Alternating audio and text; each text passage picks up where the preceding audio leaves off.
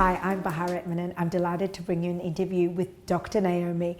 Dr. Naomi is a cosmetic physician who is well known for her incredible results using all manner of anti-aging tips and tricks.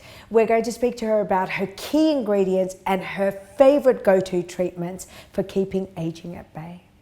Dr. Naomi, can I ask you, what role does vitamin C play in the preparation and the post-treatment process in skin recovery and skin health?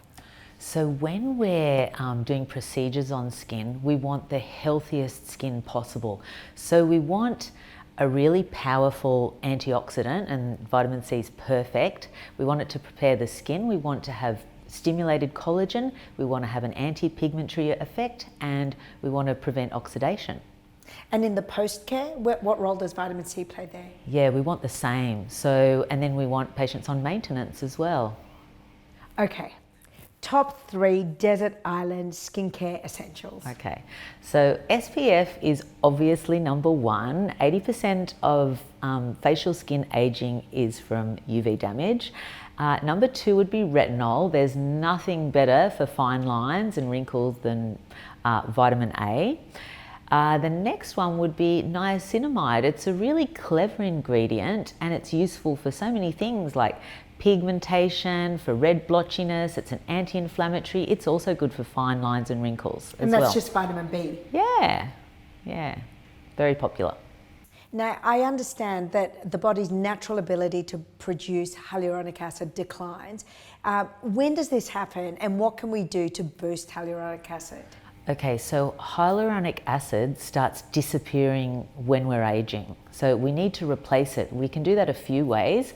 We can put it topically on the skin. Everybody should be doing that. And then the other way, we can inject it in. So via a skin booster or a dermal filler.